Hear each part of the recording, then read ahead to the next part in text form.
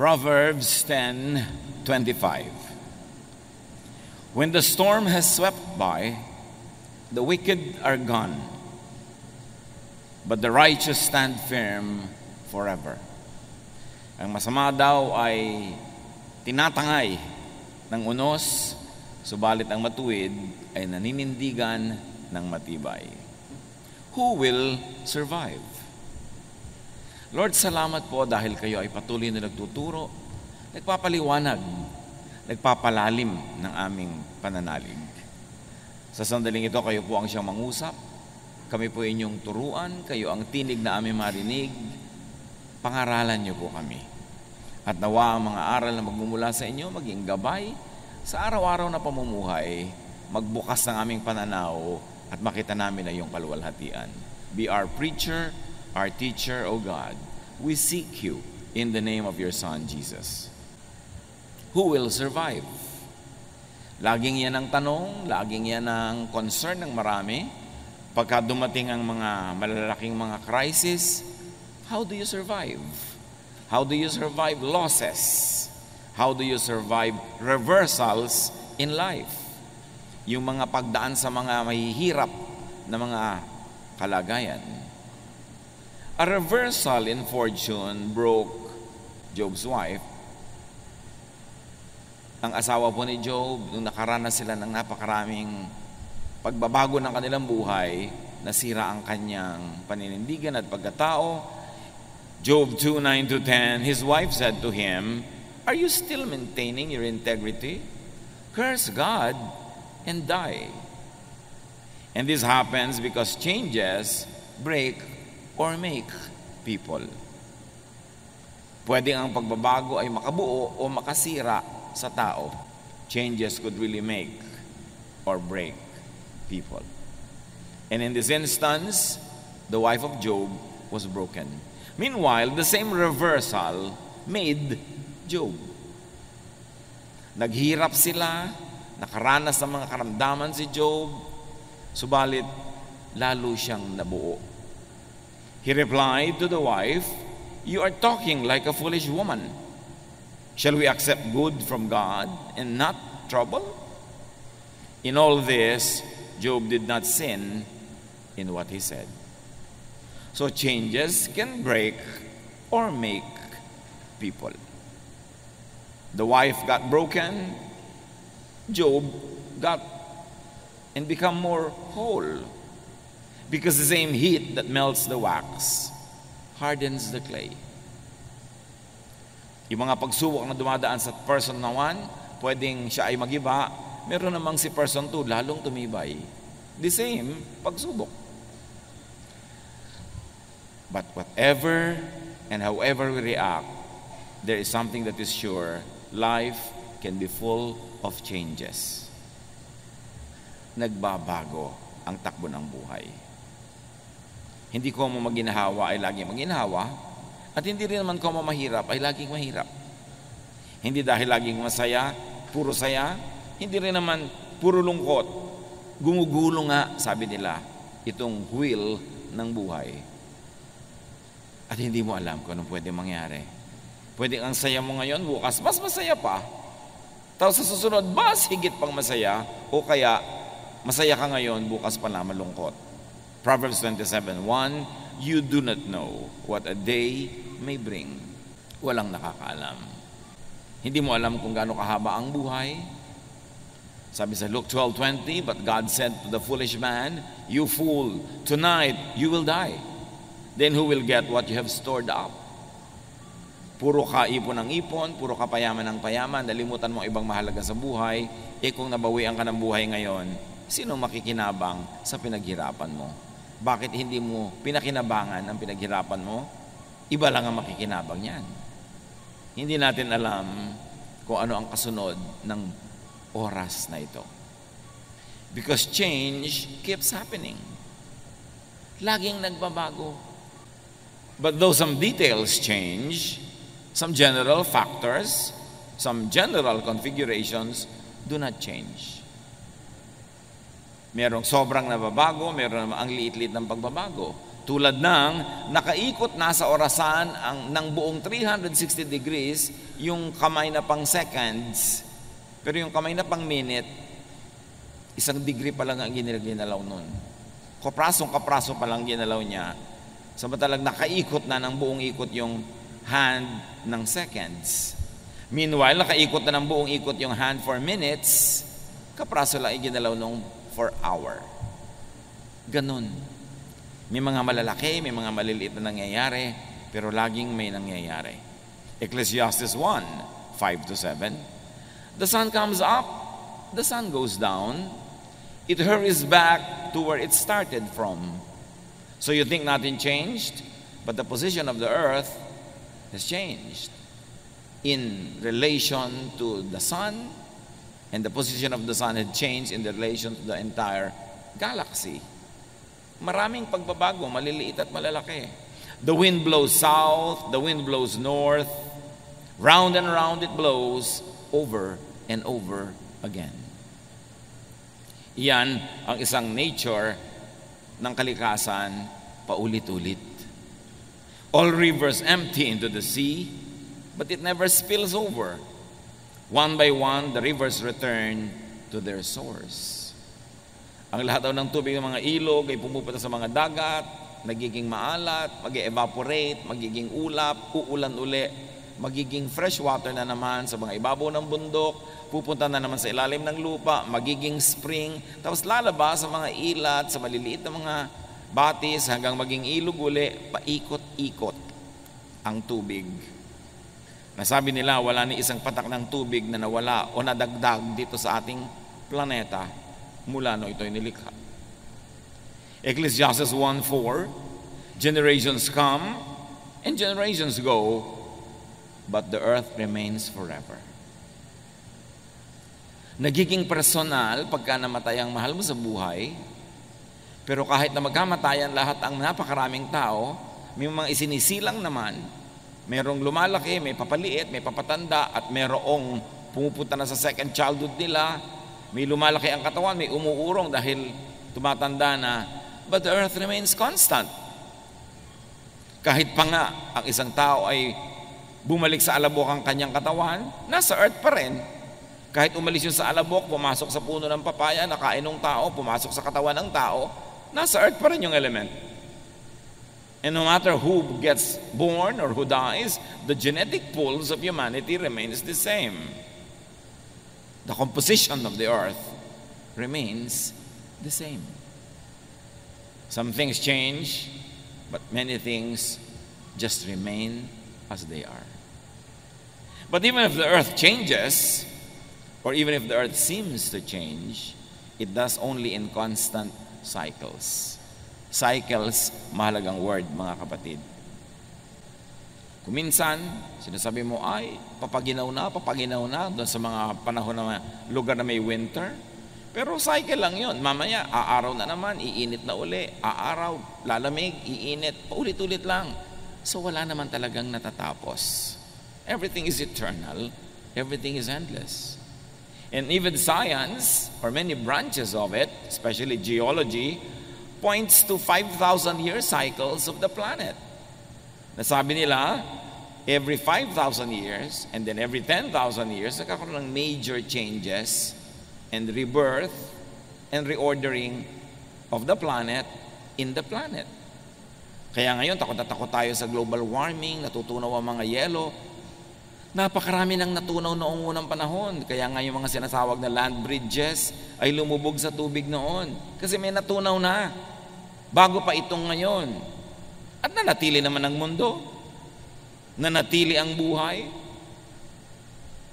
At kung sakali magkatunawan na uli yan, sinong sasabi na ang kasunod naman ay magpi-freeze uli sila sa North and South Pole. Paikot-ikot ang buhay. Huwag sobrang matakot niya sa global warming. Let's do what we can to preserve the environment. But many things are beyond our control. Life gets born, life as it is known dies, and that gets reborn. Paikot-ikot, paulit-ulit in cycles. To the point that what many people think the end of time, being mentioned nearly in all religions, could be the end of a cycle. the end of a period, an era, the end of a time frame, followed by rebirth and renewal. Takot na takot tayo sa nangyari sa extinction ng mga dinosaurs, may mga na-extinct na mga species, na iba ang takbo ng planeta, but sabi nga ng Jurassic Park, life finds a way. Umiikot ang cycles of life. Yung kinakatakutan natin na end of time, end of the planet ba yun o talagang end of time? At anong ibig sabihin ng time? Katulad sabi ni Jesus sa Matthew 28:20, I am with you always to the very end of the age. Hindi sinabi ni Jesus to the very end of the planet. Lagi ang interpretation ng mga tao dyan, end of the planet. Wala namang sinabing ganon, to the end of the age. What kind of age? Maybe the age of the temple worship, or the age of the birth of the church, the age of the difficulties that Rome would bring to the people of the world. What kind of age is that? Basta ang sinasabi ni Jesus, hanggang magsara ang oras, nandun ako. Pero anong oras yon? Kasi pag may nagsarang oras, may nagsisimula uling bagong oras. Tulad nung araw, kasabihan, matulid ka pa sa alas 4. Nagtataka mga tao, ano kaya alas 4 at mabilis ka pa sa alas 4? Kasi nung araw, dyan sa may Metropolitan Theater, sa may post office building, malapit sa Pasig, meron diyang ice plant. At pagpitada ng alas 4, tutunog ang sirena, ang mga tao off na sa trabaho. At yung iba, pagpitada, nandun na sila sa gate, ang bilis nila lumabas pa uwi, kaya sabi mabilis ka pa sa alas 4. Pero nung natapos ang oras ng trabaho sa alas 4, nagsimula naman ang oras ng kanilang private life. So pag may natatapos na oras, may nagsimulang bago. Huwag kang laging matakot sa end of time. Because whenever there's an end, there's a new beginning. 1 Corinthians 10:11, these things happened to them as examples and were written down as warnings for us, on whom the culmination of the ages has come. Kita nyo sa Corinthians, sinasabi, ito isinulat para sa atin, babala sa atin, sa panahon natin, dumating na ang end of time. 2,000 years ago na yan eh. Ibig sabihin, yung end of time na yun, hindi end of all time and of the planet, end of some time that was known to them. A kind of epoch, a kind of era, a kind of period characterized by certain qualities that would end because other qualities would be born. 1 Peter 1:20, He was chosen before the creation of the world, but was revealed in these last times for your sake. So Peter was referring to Jesus. Sinasabi niya, bago pa nilikha ang mundo, siya inapili na isusugo. At ngayon, isinugo na ngayong mga huling araw. Again, 2,000 years ago na yung mga huling araw na yon. So yun ay mga huling araw ng ano? Huling araw ng Judaism? Huling araw ng rule ng Rome over Israel? Huling araw ng ano? Pero hindi sinabing kahuli-hulihan ng lahat-lahat ng panahon. Which of course, religion sometimes misreads, misinterprets, and scares everybody with it. Acts 2:17, in the last days, God says, I will pour out my spirit on all people. Dumating ang Espiritong Banal, napuspos ang mga alagad ni Jesus na nagtitipon-tipon sa isang kwarto. At nung sila'y puspusin ng Espiritu, naglabasan sila speaking in various tongues, in many different languages. At nung ipinapaliwanag ni Pedro yung phenomenon na ito sa mga taong hindi nakakaunawa, sabi niya, hindi ba? Sabi ni Prophet Joel, in the last days, God will pour out His Spirit on all people. Heto na yun, nangyari na. God poured out the Spirit and these people are speaking in the Spirit. Pero yung tinutukoy na yun ni Pedro, Acts chapter 2, happened 2,000 years ago. Yun na pala yung last days. E di kung last days yun, dapat wala nang today. Ibig sabihin, last days yun of something, of a period. And in fact, it could be read as last days of being governed by the law of Moses, because now they would be governed by the law of love through the Spirit. So, days ended, the days of Moses, and the beginnings of Jesus, the Jesus time for His church began. If you like to read it that way. So wag lagi tayong natatakot sa mga end, sa mga changes. Tulad ng meron tayong mahal sa buhay, matatapos ang kanyang buhay dito sa lupa, siya ay malalagutan ng hininga, hindi yun nakakatakot kasi pagkatapos ng panahon na yun, may bagong panahon na magsisimula sa kanya. Because everything repeats. Everything runs in cycles. Life is indestructible. Tuloy-tuloy ang buhay. Naiiba lang ang ating consciousness.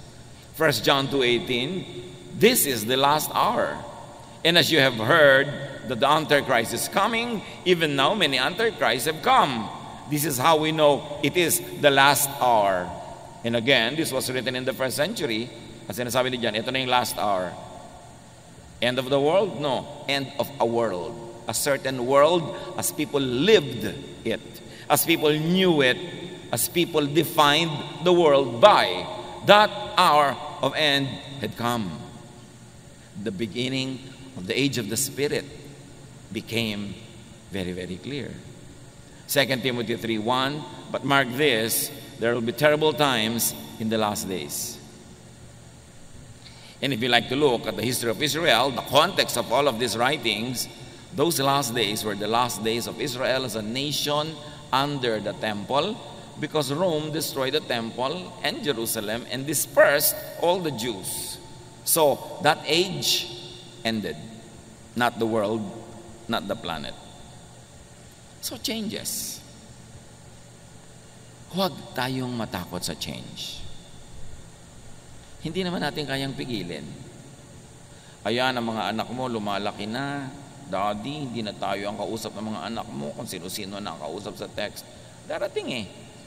Kaya naman dapat yung mga bata marunong mag-assure sa mga magulang na bagamat nagkakaroon sila ng mga kaibigan, may mga iniibig-ibig sila dyan, na yung magulang nila, priority pa rin mahal nila para hindi matakot yung mga magulang sa change. Lalo pag may mga anak na nag-asawa, biglang ang tao na lang sa mundo yung asawa niya. Nakalimutan na yung magulang. So, mayroong time na nag-change, nag-end. What was that? Nag-end na ang panahon na anak natin siya. Naging asawa na lang siya ng iba. So, dapat yung ganun mga kind of changes, kinukusyon natin yung impact at binibigyan natin ng assurance ang mga stakeholders in our lives na tuloy ang buhay. May naiba lang na elemento, a certain element of that world ended, but a new world begins. Dati, ako lang po ang anak nyo, ngayon nag-asawa na ako, dalawa na kami. Hindi nyo siya naging kahati sa aking pagmamahal, kundi naging katulong ko pa sa pagmamahal sa inyo. Dapat ganun yung mga assurances para hindi natatakot ang mga tao sa change, kundi nagiging beneficial pa nga yung change. Ecclesiastes 3:1, there is a time for everything and a season for every activity under heaven. At inisa-isa yon, there's a time to be born and there's a time to die. Walang katakataka doon. So, pag tinignan nyo ang isang bagay with your naked eye, parang walang nangyayari. Pero pag tinignan nyo sa microscope, ang dami pala nangyayari. Kahit yung kalangitan, pag tinignan nyo with the naked eye, parang the same naman lahat. Pero pag nag-telescope ka, ang dami pala nagagalawan dyan, ang dami mga nangyayari. So nasa pananaw lang natin yan.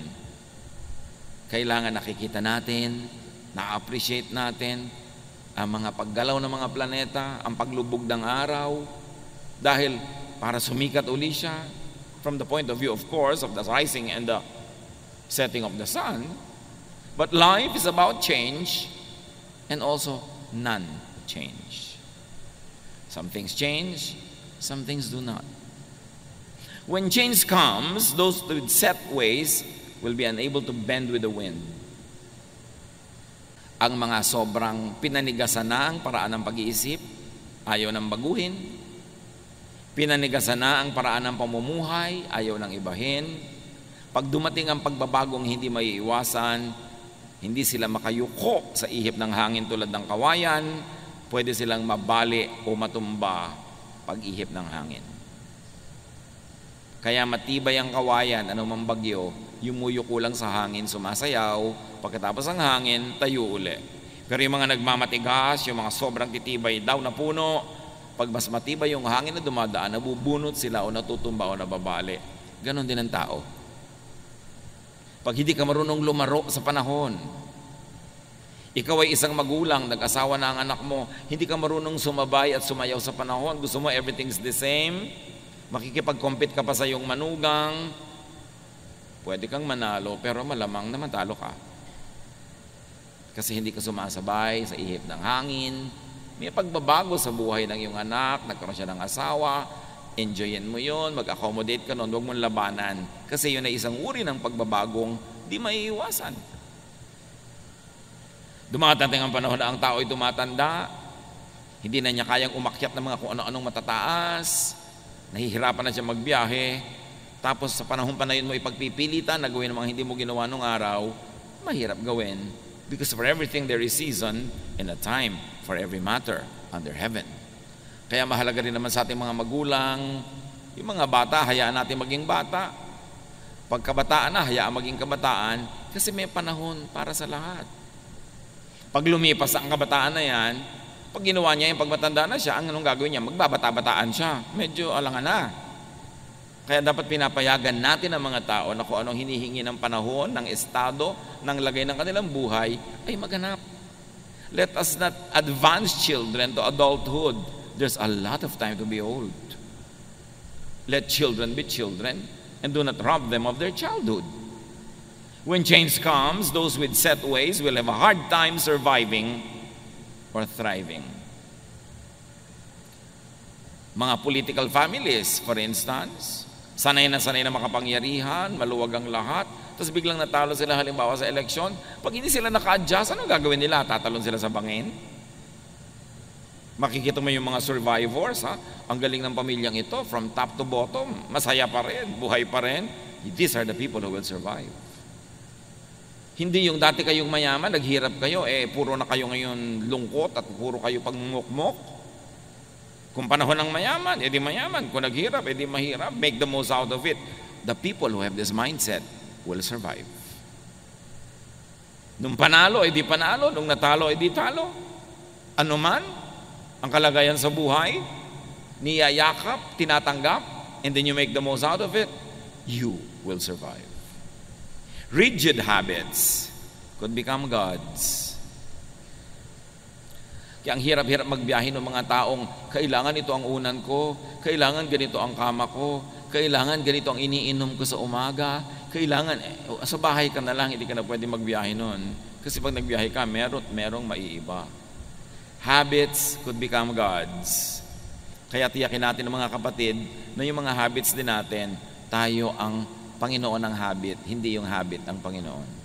Yes, nakasanayan mo na matulog sa ganung oras, pero mga panahon hindi pwede yun.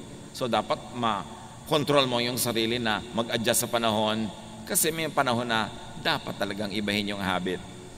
Traditions, lifestyles, religiosity, even very stiff religious doctrines could become prisons. Like rigid habits. Nakukulong ka.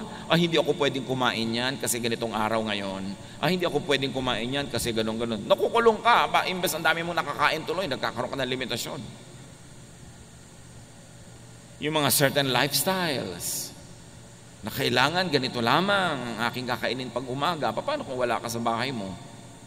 Rigid habits could become liabilities. Imbes siya na yung maging katuwang mo sa pagpapasaya ng buhay, magiging amo mo. At mahirap sumaya pag maraming amo. Yung taong madali mag-adjust, yan ang taong liligaya.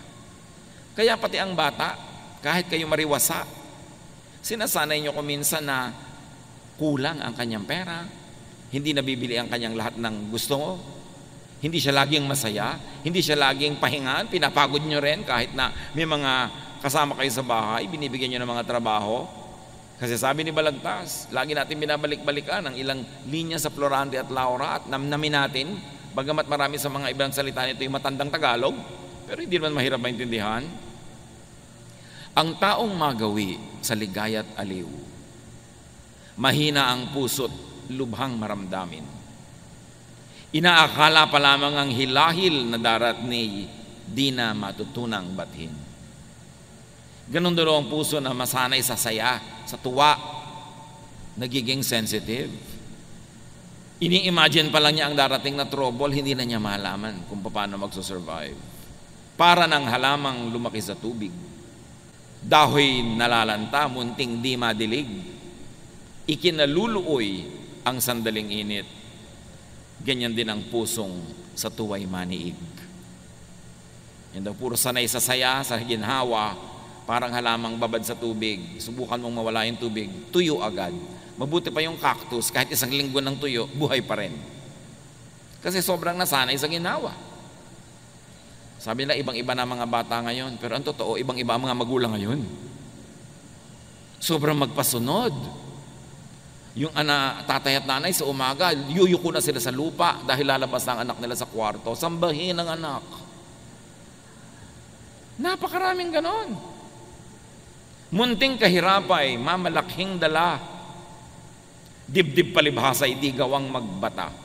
Hay bago sa mundo'y walang kisap mata, ang tao'y mayroong sukat ipagdusa. Galing ni Balagtas. Sabi niya, hindi ka sure. Isang kisap mata o kalahating kisap mata pa lang, kalahating kurap mo, pwedeng maiba ang yung fortune, maiba ang yung buhay. Mahal na mahal ng magulang yung anak, yung dalawang mag-asawa, sa isang aksidente, bigla silang namatay sa bahay. Paano natin si spoiled brat? Magulang lang nagtsatsaga sa mga spoiled. Babatok-batuka lang yan ng mga tiyo-tiya nila pagka bigla nilang kailangang alagaan yun dahil pinalaki nyo sa sarap. Kailangan sinasanay. Ang bata, tinuturuan mo makisama. Pag kumakain sa inyong bahay, magligpit ka, o may nalaglag, linisin mo yan. O huwag mong itapon-tapon yung mga sabaw dyan. Kasi oras na kumain sila sa bahay ng iba, lalo yun ang mag-aalaga sa kanila dahil nawala kayo sa mundo, kakainisan niya mga yan, yung mga batang yan, pag hindi sila marunong makisama, pag hindi sila marunong maglinis, pag hindi sila marunong tumulong. So train them for their own survival. Because life can change. Reversals can happen. Fortune could become misfortune. At habang lumalaki naman mga bata sa hirap, turuan nyo rin naman na kumain ng tama, humawak ng mga kubyertos ng tama, dahil baka naman sakaling umasenso ang inyong buhay at makarating sila sa maraming mga magagandang mga pagtitipon, kung kumakain sila na parang sa labusab, di syempre, nakakadirihan naman sila. Sanayin mo rin. Dahil ang kahirapan naman, pwede rin mabago baka umasenso din.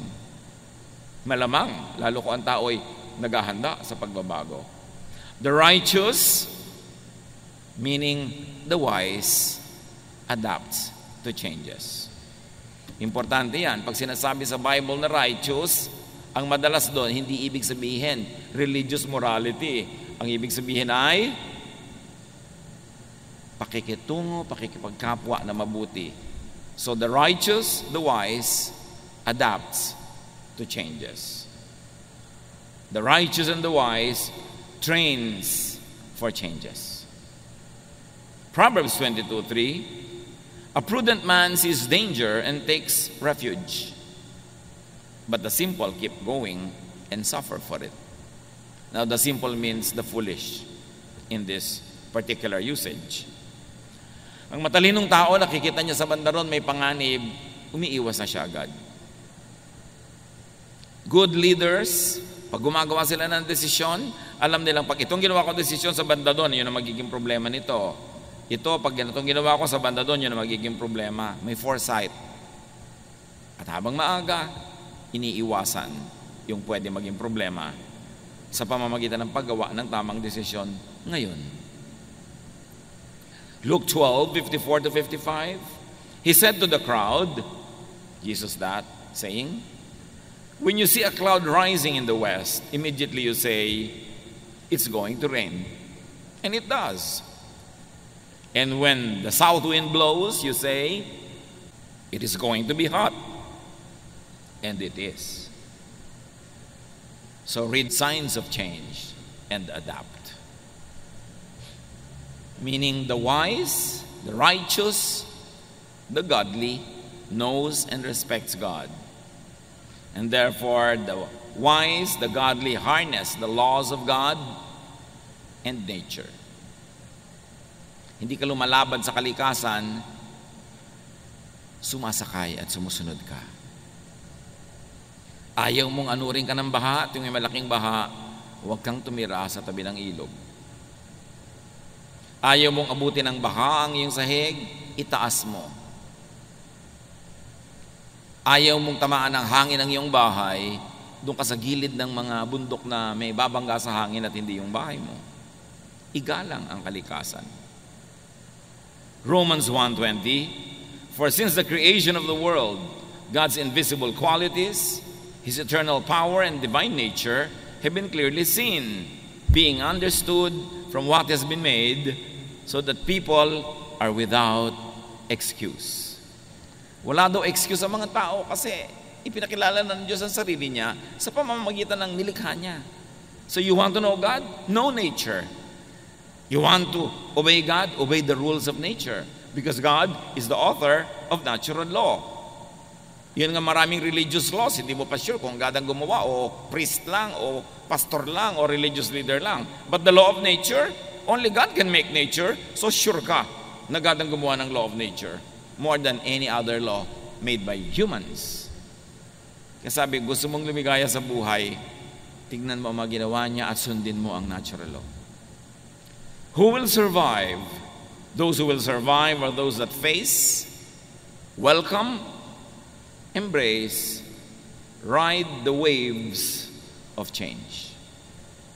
Kahit sa kasaysayan ng mga bansa, ng mga kabihasnan, ng sarili nating bayan, ang namamayagpag, ang nagwawagi, ang nananaig, ay yung marunong kumilala sa pagbabagong hindi pwedeng iwasan at uma-adapt agad, nag-a-adjust agad sa pagbabago. For better or for worse of the entire system, individuals who adapt easily are the ones who are able to make the most of it. Kumisa nga, kataksilan pa yan sa bayan eh. Katulad nung dumating ang mga Kastila sa ating bansa, merong mga ayaw tanggapin yung mga Kastila, lumaban. Meron naman mga nakipagsabuatan agad, kumampi. At the end of the day, nung nagwagi yung mga Kastila, sila yung mga kasama sa wagi. That was not good for our nation, but for them individually and for their families, they benefited. May mga sahimagsikan natin laban sa mga Kastila na lumaban para magkatayo ng kalayaan. Nung dumating mga Amerikano para agawin yung kalayaan na yun at nakita ng ibang, ay, walang panalo sa mga Amerikano, sobrang lakas nila, ang yaman-yaman nila. Yung iba, kumampi agad sa Amerikano. Pinagtak sila ng bayan, pero yung family nila nakinabang. Sila agad itong mga gobernador, sila agad itong mga appointed leaders, kasi nakipagsabuatan sila. Ganon din ng panahon ng Hapon. Ngayon, you should let your morality dictate how you would adapt to changes. Maninindigan ka ba para sa tama o kakampi ka agad sa mali dahil lang parang siya yung mananalo? Dapat alam mo lang na, yes, maraming pagbabago sa buhay. Ano ngayon ang gagawin mo sa mga pagbabagong ito? Saan ka dapat manindigan? Kaya naman yung mga nagkampihan agad sa Hapon, nung bumalik ang gobyerno ng Pilipinas, nung sinakop muli ng mga Amerikano ang Pilipinas at nakuha uli sa Hapon, sila na naman yung amo, o ipinagkukulong naman yung mga kumampi sa Hapon. Kasi po bago-bago ang mga pangyayari. At pag tinignan nyo ang political landscape, yung mga pinakamabilis magbalibaligtad ng kanilang mga prinsipyo at paniniwala at membership, sila yung madalas wagi. Isa lang yung ibig sabihin nun, hindi sa tama o maling ginagawa nila, kundi yung marunong mag-adapt, yung marunong mag-adjust, yun ang nagsusurvive. The progressive survives more than the conservative.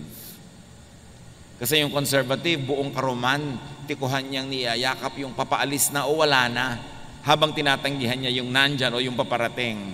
So ang mangyayari, pag naghari yung paparating, wala siyang hawak, kundi yung lumipas na, natapos na. Those that learn to make the most out of any and every situation will survive. Those that adapt, those that teach themselves to be satisfied with the best that could be available at the moment. Philippians 4:11-13. I am not complaining about having too little. I have learned to be satisfied with whatever I have. I know what it is to be poor or to have plenty. And I have lived under all kinds of conditions. I know what it means to be full or to be hungry, to have much or too little. Christ gives me the strength to face anything. Yan sinabi ni Paul. Sa meron at wala, sinisikap kong maging makabuluhan at kung pwede pa'y maging masaya. pinalalakas ako ni Jesus para harapin ang hindi pwedeng talikuran, tanggapin ang hindi pwedeng tanggihan, hayaang mangyari ang hindi ko kayang ibahin. Ang malulungkot sa buhay, yung lagi ang hinahanap ay wala. Daddy, mag-abroad ka na, wala tayong kapera-pera. Tapos ang nag-abroad, Daddy, miss na kita. Pinag-abroad na Diba? Tingnan mo na lang yung picture. Total, marami na ngayong paraan para mag-usap kayo. Pero huwag mo siyang lagi, I miss you, tuloy uuwi na. Pag umuwi na, ba't umuwi ka na? Enrollment na. Hindi na malaman ng tao kung saan siya pupunta. Meron naman, gusto mag-abroad. Pag nasa abroad na, miss ko ang puto bongbong, miss ko ang kamet chile, miss ko ang siniguelas. Nag-abroad ka Di kumain ka ng pumpkin. Kumain ka na kung ano-ano dyan. Hindi yung nandun ka, ang iniisip mo nandito. Pag uwi mo naman dito, ang init-init naman dito, mabuti pa sa Canada. Yung iba pa, mabuti pa sa Canada. Di ba? So, nandito ka. Pag nandito ka, enjoyin mo dito. Pag nandun ka, enjoyin mo. Hindi yung kung nandun ka, ito iniisip mo, nandito ka, yun ang iniisip mo. Kahit sa ka pumunta, sala sa init, sala sa lamig, lulungkot ka lang. Dapat kung ano yung katotohanan na hindi mo pwedeng palitan o pinili mo pa nga, tanggapin mo nang sumaya ka. Proverbs 10:25, when the storm has swept by, the wicked are gone, but the righteous stand firm forever.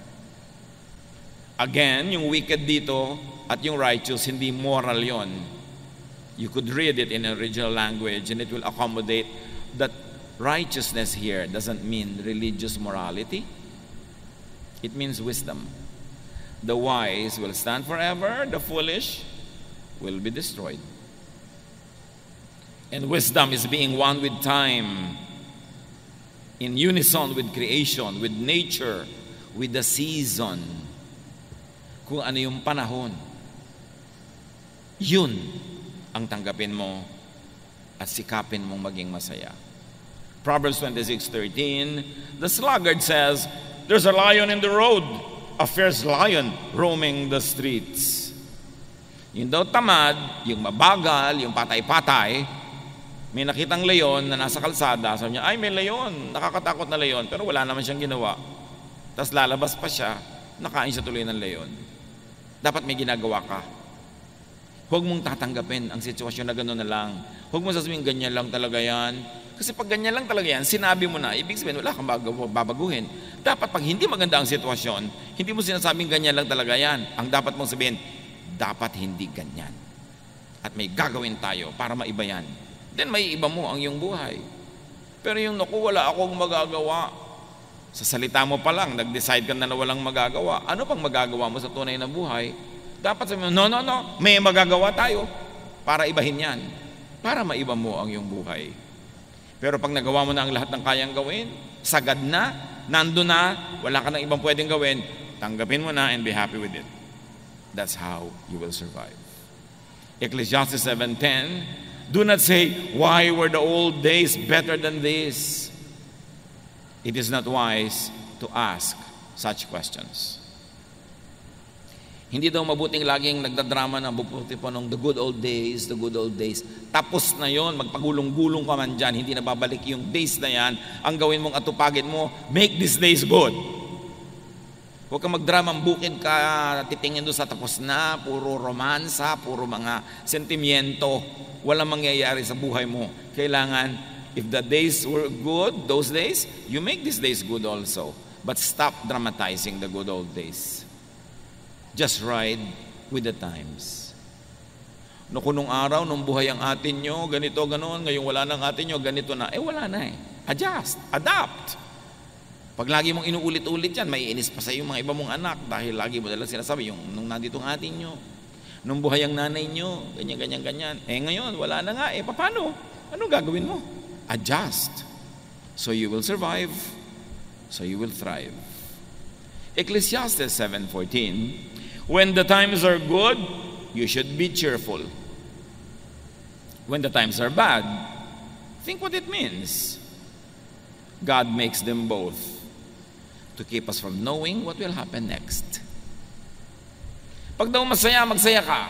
O kung malungkot ka. Pero hindi yung oras ng saya, doon ka naglulungkot. Tapos nagsasaya yung iba, doon ka malungkot. O kaya ang lungkot ng iba, doon ka naman tawa ng tawa. Wala ka sa lugar. Sabi kong, masaya, magsaya. Kasi lahat yan, gawa rin ng Diyos. At kung hindi man niya sinadyang gawin, pinayagan niya mangyari dahil sa mga ibang dahilan na maring hindi mo batid, ride ka na lang sa panahon. Kailangan, di ba? Sabi ni Sampaguita, panahon na para magsaya. Kung umabot kayo kay Sampaguita. Umabot pa kayo dyan mga anak, di ba? May Google naman, Google nyo. Hindi yung, sabi niya, ayaw ko ng pa-try. Gusto ko ito, bigay. Kasi kung masaya, nisayahan na. Huwag nang pigil-pigilin ng mga sarili. Kasi baka bukas lungkot naman eh. Tapos manghihinayang ka. Tulad ng ang daming pagkain, nag-iinarte ka pa, ayaw mong kumain. Pag uwi mo, sayang naman, hindi ko nakain. Sayang, hindi ko nalulun yung buong baka. Kasi hindi mo pa ginawa nung nakahain. Kung ano yung meron sa iyong kamay ngayon, yun ang enjoyin mo. Just make the most of time. Make the most of opportunities. Paano mo haharapin ang mga panahon ng lungkot? Paano ka maghahanda sa mga panahon ng hirap? Habang pwede, magsaya ka. Habang pwede, mag-impok ka. Enjoyin mo ang kariwasaan. Para kung dumating yung kahirapan, your memory will make you go through the difficulty. Yung mga saya na inabot mo, yun ang magiging baon mo sa madidilim, malulungkot na mga araw na darating sa buhay. Kaya yung may opportunity to be happy, take it. Because there will be days of sadness. There will be days when there's nothing you can do but accept it. Psalm 90 verse 12, teach us to number our days, that we may gain a heart of wisdom. Turuan niyo po kaming bigyan ng katuturan ang bawat araw na dumadaan sa aming buhay. Huwag masayang ang oras. Matthew 6:34, sabi ni Jesus, therefore do not worry about tomorrow. Tomorrow will worry about itself. Each day has enough trouble of its own. So how do you survive? How do you prevail? Harapin mo lang yung hawak mo ngayon today. Yung bukas naman. Hindi yun pang ngayon. Many people break down because they solve the problems of today, and tomorrow they solve it today. No, the grace given to you by God is good only for your problems today. Tomorrow's problem will be accompanied by tomorrow's solutions. Hindi mo dapat paghati-hatiin ng konti mong lakas hanggang sa 3 years pa from now, sinosolve mo na. Pagdating nun, may kakambal yun na solusyon. Yung problema mo ngayon, may kakambal na solusyon. Focus on it and you will go through it. Kasi marunong si Lord. Alam niya ating load limit. The Lord does not allow us to take more than what we can bear.